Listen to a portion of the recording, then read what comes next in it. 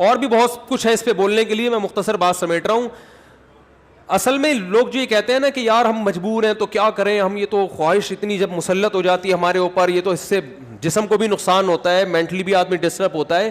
تو یاد رکھو یہ اللہ نے آپ پر اتنی زبردست خواہش اس لیے مسلط کی ہے تاکہ آپ نہ چاہتے ہوئے بھی شادی پر مجبور ہو جائیں, اور شادی میں فطرت آپ کے دلائل ماننے کے لیے تیار نہیں ہے.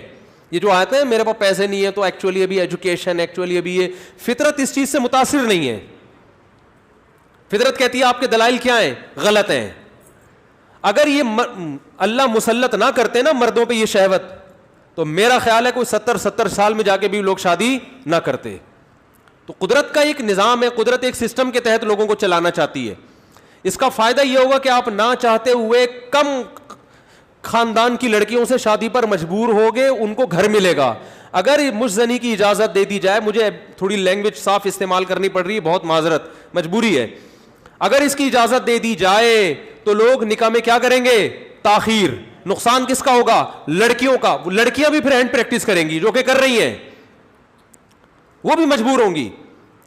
تو اسلام نے آپ پر, اللہ نے آپ کے اوپر یہ شہوت اسی لیے مسلط کی ہے کہ یہ آپ کا یہ آپشنل نہیں رہے نکاح, بلکہ آپ کی باڈی کی ریکوائرمنٹ بن جائے کہ بھئی یہ تو کرنا ہی کرنا ہے. اور اس کا فائدہ کس کو ہوگا, عورت کو. بات آ رہی ہے سمجھ میں, اس کا گھر بسے گا.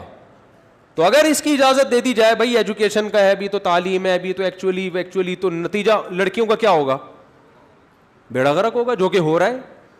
آپ کہہ سکتے ہیں وہ بھی تعلیم حاصل کریں, ہم بھی حاصل کریں, تو بات یہ کتنی تعلیم حاصل کر لیں گی, اور اگر کر بھی لیں گی تو فطرت کا کوئی آلٹرنیٹ نہیں ہوتا, نیچر کا متبادل نہیں ہے. جو چیز آپ کی باڈی کی ریکوائرمنٹ ہے اس کو بہرحال پورا کرنا ہے.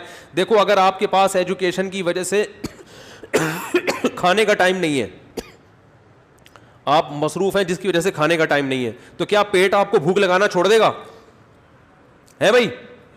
یا کوئی ڈاکٹر یہ فتویٰ دے دے گا کہ چونکہ آپ کے پاس کھانے کا ٹائم نہیں ہے لہذا آپ اگر نہیں بھی کھائیں گے تو صحت کو نقصان نہیں ہوگا؟ کوئی بھی سمجھدار ڈاکٹر ہوگا وہ کہے گا بھائی آپ کے پاس ٹائم ہو یا نہ ہو آپ کے باپ کو بھی کھانا پڑے گا آپ کو, ورنہ باڈی کا نقصان ہوگا. تو یاد رکھو جس طرح روٹی ضروری ہے مرد کے لیے اسی طرح عورت, اور عورت کے لیے اسی طرح مرد ضروری, باڈی کی ریکوائرمنٹ ہے. تو اسلام چونکہ نیچر کے خلاف نہیں چلاتا آپ کو, اس لیے اسلام نے تمام راستے بند کر دیے خواہش پوری کرنے کے, کیونکہ وہ سارے ان میں سے کوئی بھی نیچرل نہیں ہے. صرف ایک ہی نیچرل ہے کہ مرد کا کانٹیکٹ عورت سے اور عورت کا مرد سے, اس کے علاوہ کوئی نیچرل نہیں ہے. ہاں ایک آخر میں بات ضرور کہوں گا, ڈاکٹر ذاکر نائک صاحب اللہ ان کی عمر میں برکت دے, انہوں نے یہ کہا ہے کہ زنا سے بچنے کے لیے اگر کوئی یہ عمل کرتا ہے تو شاید مستحب ہو. تو یہ بھی ایک اصول یاد رکھیں, بڑی برائی سے بچنے کے لیے اگر کوئی چھوٹی برائی کرتا ہے تو ہم یہ تو کہیں گے کہ یار چلو بڑی سے بچ گیا, لیکن اس چھوٹی کو بھی برائی ہی کہا جائے گا.